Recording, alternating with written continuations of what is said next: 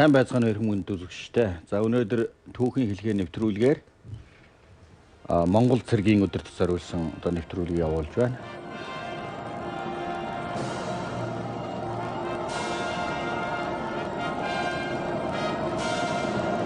За та бүхэн мэдж байгаа түүх соёл угсаатны зүүн талаар нэлээд одоо тухтаахан ярилцдаг энэ нэвтрүүлгээр өнөөдөр доктор Мягмар Самбуу, доктор Сүхбаатар нар ирээд байгаа. Тэгэхээр зэрэг бидний ярилцах сэдв бол Монгол цэргийн. За ер нь хуучнаар бол Ардын хувьсгалын баяр гээд 3 сарын 18-нд тэмдэглэдэг байсан. Тэгэхээр чи яагаад энэ нэр ус өөрчлөгдсөн үү? Өнгө аяс өөрчлөгдсөн үү? Тэр хэвээр тэмдэглэж байгаа юу? Тэр талаар үзэгчдэд мэдээлэл. Ардын журам цэргийн баяр уу? Ардын журам цэргийн баяр гэж байсан. 3 сарын 18 гэдэг тийм ээ. Монгол Ардын хувьсгал цэрэг. Ер нь бол яг 1921 оны 22 оноос эхлээд одоо өнөөдрийн нэг үндэсний их баяр наадмыг хийж эхэлсэн. Тэр үедээ бол бас давхар нөгөө цэргийн жанжин тугийг Баян зүрх уулын хамт дахиж цэргийн наадмыг хийдэг гэсэн. Тэгээ 1932 оноос эхлээд одоо улсын баярыг цэргийн баяртай хамтгаад цэрэг ардын баяр гэж хамтгаж хийдэг байсан. Бас тэр үедээ тэгж. Тэгээд нөгөө нэг цэргийн наадам чинь тустай явах байлаа. Тэгээд дараа нь 1946 оноос эхлээд улсын багварлын тэргүүлэгчдийн зарилгаар улсын баяр, цэргийн баяр хоёрыг салгаад одоо 1921 оны 3 сарын 18-нд Ардын журам цэргийг хяахтыг чөлөөсөн энэ өдрийг жил үрийн 3 сарын 18-ыг Монгол Ардын хувьсгал цэргийн баярын өдөр болгосон байна.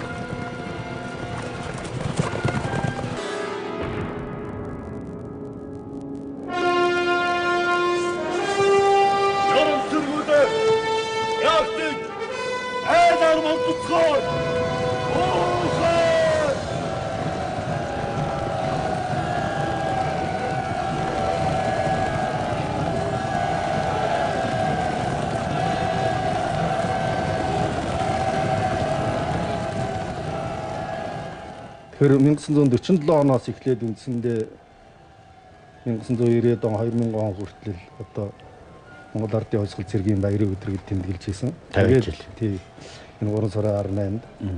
Тэгээд одоо 2003 онд нөгөө улсын их хурлаас баталсан бүх нийтээр тэмдэглэх баярын болон тэмдэглэлт өдрийн хуулиар жил бүрийн 3 сарын 18-ыг бол зэвсэгт өчний өдөр болгосон. За дараа нь одоо 2011 оноос эхлээд энэ өдрийг бол Монгол цэргийн өдөр болгосон. Тэгээд одоо 2011 оноос хойш жил бүрийн 3 сарын 18-ыг Монгол цэргийн өдөр гэж тэмдэглэж байна. Тэгэхдээ энэ өдрийн хүрээнд бас нөгөө нэг зэвсэг төчнийхээ ойг 21 оноос эхлүүлээд давхар одоо тэмдэглэж байгаа юм боломж бол байна л да. Өөр явж байна. За тий. Яг нь 1921 оны 3 сарын 18-нд хяатаг жилээс өдрөөс хойш ерөнхийдөө ингээл нөгөө цэргийн баярыг нийгмээр бол зүгээр цэргийн баяр гэж тэмдэглэл яваал байсан. Тэгээд сүүлдээ ирчүүдийн баяр бол зүгээр л тэгэл сүүлд 11 оноос түрүү Мягмар Самбуу хоорондоо хэллээ. Нөгөө доктор хэллээ. 11-оос ер нь нөгөө зөвхөн одоо энэ 90 эдхэн жилийн түүх Монгол цэргийн түүх ер нь 90 эдхэн жилийн түүхтэй юм уу? Ер нь энийг эргэж харъя гэдэг. Тэгээд ерөнхийдөө бас олон нийт ярилцж хагаад ер нь хүнүүгээс хавуулаад Чингис хаан тэгээд одоо ингээд Манжуу ултрын батрлуу гээд ерөөд ингээд нийтэд нь Монгол цэрэг өдөр болгоё гэдэг ингээд тогтсон бас их миний хувьд бол их зөв зүйтэй алхамж бодож байна. Ер нь бол одоо ингээд Монгол цэргийн дурсгалыг хөндөх өдөр. Тэ? Ер нь бол ерөөсөө Монгол цэргийн түүх гэдэг чинь Монгол улсын тусгаар тогтнолын түүх шүү дээ. Тэгэхээр тэр баатарлаг түүхээ иргэн дурсах. Тэгээд энэ одоо тусгаар тогтнолынхоо төлөө амнасаа алдсан Монгол цорыг гэрсийнхээ алдар гавьяаг мөнхчүүлэх гол агуулга нь бол энэнд л чиглэж байгаа гэж би бол ойлгоо. Ер нь яг Монголын түүхийн оргил үеүүдийг бол цэрэг эрс бий болгосон. Монгол бол энэ дэлхий зөвхөн Туваас төдөө дэлхий дээр цэргийн эзэнт гүрний одоо их гайхалтай их том ийм түүхийг одоо үлдээсэн. Энэгээрээ одоо оршиж ирсэн тийм ээ. Өөрөө жижигхэн учраас одоо зэрэгэлдээ том иргэншлүүдтэй сөргөлдөж тэнцвэрээ барихад ерөөсөд Монгол ирчүүлд Монгол цэргийн хүчил манай цэцэг тогтнолын баталгаа болсон шиг байгаа юм тийм ээ. Эрт үеийнхээ түүхээр үзэхэд энэ Монгол цэргийн Одоо монголчуудыг одоо энэ бие даасан иргэн шил тусгаар тогтнол болгож явахад ямар одоо жишээ нь эртний өөрийнх нь цэргийн урлаг зохион байгуулалт нь аварч чадчихсэн бэ? Энэ жаахан төсөө жармаар байгаа юм тийм ээ. Өөрөөр хэлбэл дандаа нүүдэлчд байсан хүний үеэс ахгуулал Чингис гээл ингэхэд энэ чинь хэрвээ цэргийн эзэнт гүрэн байсан бол түүний цэргийн урлагийн түүх гэдэг бол онцгой зүйл байх ёстой. Энэ судлагддаг зүйл. Тэгэхээр энийг жаахан үзэгчдээ сануулаад тодруулаад өгөх хэрэгтэй. Эртний эзэнт гүрнүүд маань ямар зэрэгтэй байв? Ямар зохион байгуулалтаар яаж зохион байгуулж байв энэ гэсэн ийм зүйлээс. Монгол цэргийн түүх уламжлал эртнээс улбаатай л да. Хүнүүгөөс эхлээд өнөө үе хүртэл ер нь Монгол цэргийн зохион байгуулалт бол нөгөө нэг 10 төмт мянгатын зохион байгуулалт байсан. Тэгээ энэ нь өөрөө их монголчуудын хүн ам цөөтөө газруудад томтой Монголд их тохиромжтой байсан. Яг хөө тэгээд нөгөө монголчууд маань өмнө зүгт нэг хятад гэдэг нэг том маш их одоо зэрэг өвчтэй том гүрэн байсан. Энэ гүрэнтэй байлдахын тулд зөвхөн удаан бид нөгөө цөөхөн зэрэг үчир байлдахаас уучраад үтгэлтэй. Тийм болохоос ерөөсөн монгол зэргүүд маань байлд нь арга таагдаг стратеги их маш боловсруулсан болгосон. Энэ мэн өөрөө энэ их цөөн хүчээр их зэргийг одоо ялдан дийх үндснээс энэ бол одоо монголчуудын зарим нэг монголчуудын суу үлэг тий оюуханы шавхц байх юм шиг гэж. Тэгээ монголчууд өөрөө тийм цөөхөн зэрэгтэй мөртлөө тэр нөгөө оюуханы стратеги тактикаар ашиглаж ерөөсөө тийм их ер нь дандаа тийм тактикийн хүчээр стратегийн хүчээр л урлагаар одоо тийм дайныг урлаг болгосон тий.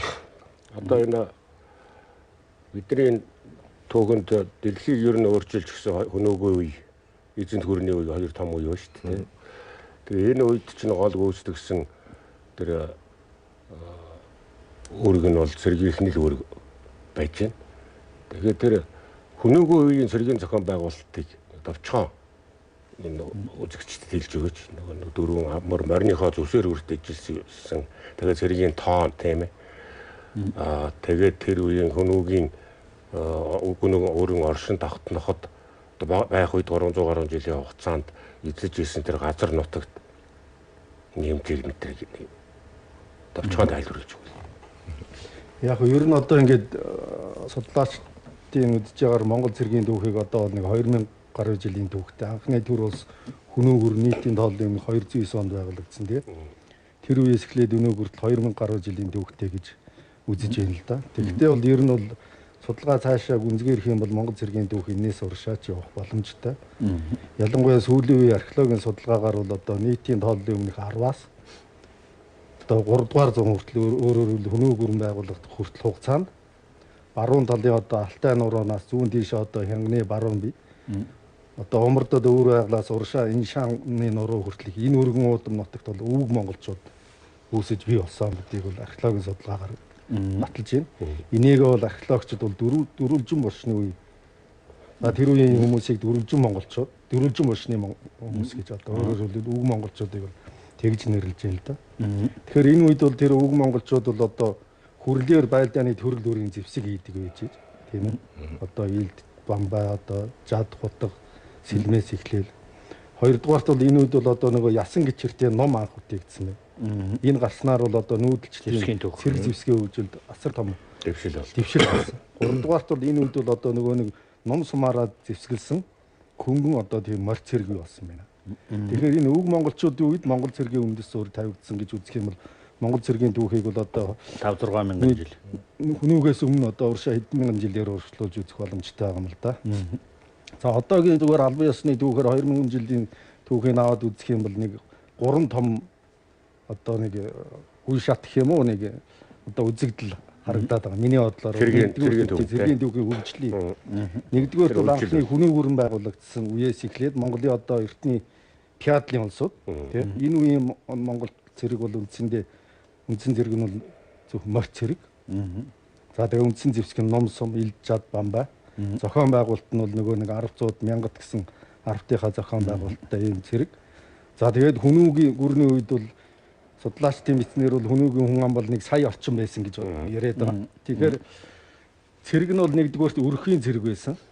Эрэгтэй хүн болгон одоо тайван цагт бол маллаа явж идэг. Нөгөө дайн байлдаан болонгууд одоо ингээд цэрэг болчдөг.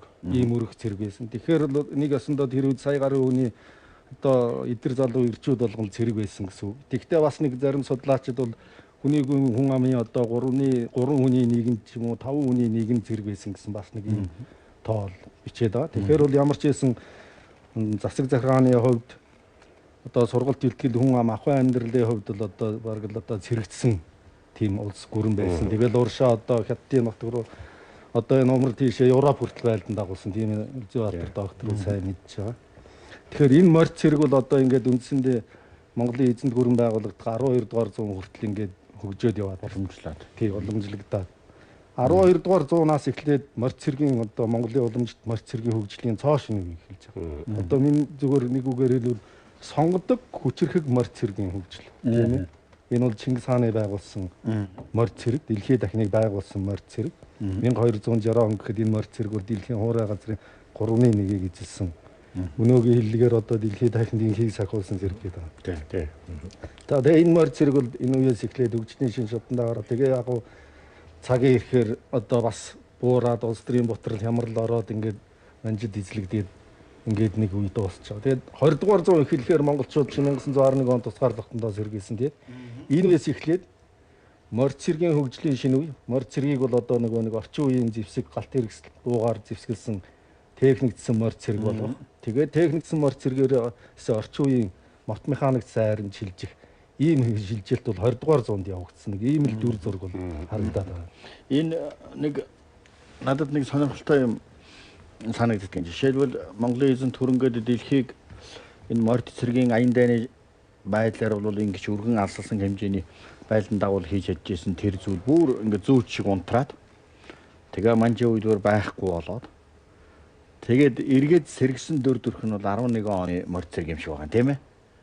Тэгээд тэр шал өөр төрхтэй болцсон. Өөрөөр эртний тэр домогт айран биш. За нэг хүний хязгаарт бүр ингээд бурангуй болоод байцсан улсууд газар нутгааг хамгаалах гэсэн нэг хэдэн эрчүүдэл одоо гарч ирсэн. Тийм дүр төрхөөр сэргсэн байна тийм ээ. Тэгэхээр энэ үед одоо монголчууд байлдааны чадвараа одоо шинэ 11 онд одоо цэрэг байгуулж явахдаа ер нь тэр одоо 5 замын дан ховдын хязгаарыг чөлөөлөхдөө ямар дүр төрхтэй морь тайран болж морь цэрэг болж сэргсэн бэ? Энэ талаар бол одоо судалгаа юу байдгүй? За түрүү Мангар самбуу докторийн өндөр бас нэмээ хэлцээд энэ улсууд бас буруу ойлгоод байдаг л одоо жишээ нь хүнүг бол яг модон шинэ хүнүг байгуулсан юм шиг гэл бодол тэндээс яг тооцоход модон зүгээр хүнү улсын бас зүгээр нэг л хам байхгүй. А тэрнээс өмнө бас тий шаныг бол хаад байсан. Яг манжи үед Монгол цэргийн бас зарим улсууд манжууд орж ирэх Монголд нөлөөгөө тогтоохдоо ерөөсө Монгол цэргийг одоо байлдаж бүр мөсөн устгаад үгүй байсан гэж ойлгоод байгаа. Тий ойлгоод байгаа. Гэхдээ ерөнхийдөө бол жишээ нь одоо нөгөө даачсан мундаг ирчүүдийн маань одоо нөгөө шашинд оруулаад нөгөө буян үлддэг лам бурхан лам болгоод нөгөө зэр зэвсэг уралц дархалдаг усуд маань бурхан урлаач нар болоод одоо ингээл ерөнхийдөө байлдагч дараа алдаа. Тэгээд дээрээс нь банкийн нөгөө цэргийн үний бүгдийн бүтцийн задлаад зөвхөн нөгөө одоо Тушаатхан Застхан гэдэг нэг хэдэн хангуудын нэг өөртөө нэг хажуудлын хэдхэн цэрэг үлдээгээл ерөнхий цэргийн одоо бэлтгэлжилт одоо нөгөө сургалтын ерөнхийд үгүй байсан. Яг гоо хаяа нэг тийм одоо нийтийн хамарсан аав хомрох юм уу тиймэрхүү юм ёсдын нэг хийгээл ерөнхийд нь тэгэл хайцсан. Тэгээ яг монголчууд хэдийгээр тийм байсан ч гэсэн ерөнхийдөө тэр нэг 11 он хүртэл ерөнхийдөө нөгөө манжин нөлөөнд байхдаа байлдах чадвар дээр цусны шингэсэн тийм байлдах чадвар одоо юуг ерөнхийдөө ингээ хадгалаа явуулсан юм. Яг манжууд бас амар санаа чингүнжааг ингээл ерөнхийдөө ингээд галдан баш тэгэл манжисэр томоохон дайн байлдаа хийж байгаа. Тэнд бол бас дандаа ялгаж байгаа. Дандаа манжуудыг бас зохиол явж байсан. Цөөн хүчээр бас л нөгөө цөөн хүчээр уран арга хэрэгжилж байгаа манжуудыг буулгаж авч байсан.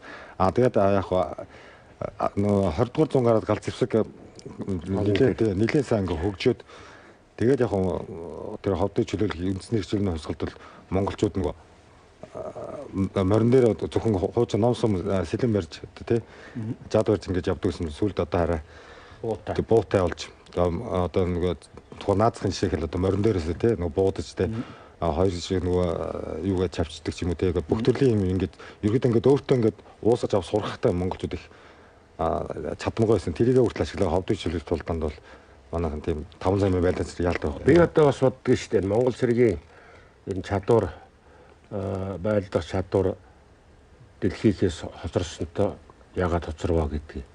Монголчууд чинь эд байх үедээ ер нь одоо тэр мегагийн хэлдгээр өнөөс эзэнт гүрний дуустах үе хугацаанд дэлхий дээр хамгийн хурд технологи хоёрыг яг хамгийн технологи нь бол энэ хурд технологи хоёрыг эзэмссэн тэр байгальтайгаа зохицож чадсан тэр монгол хүн монгол цэрэгтэй одоо маш асар хоол хэдэн морь шилгээд хэдэн үедээ газар давхиж чадах чадвартай биетэй эр цэрэг. Тэгээд альж газараас хоолоо олж идж чаддаг хурд хүчтэй морь эсвэртэй морь те. Тэгээд тэн дээр байдаг ном сумтны технологи. Энэ хоёртой бол бид нар ингээ маш олон жил дэлхийг ноёрхчихсан.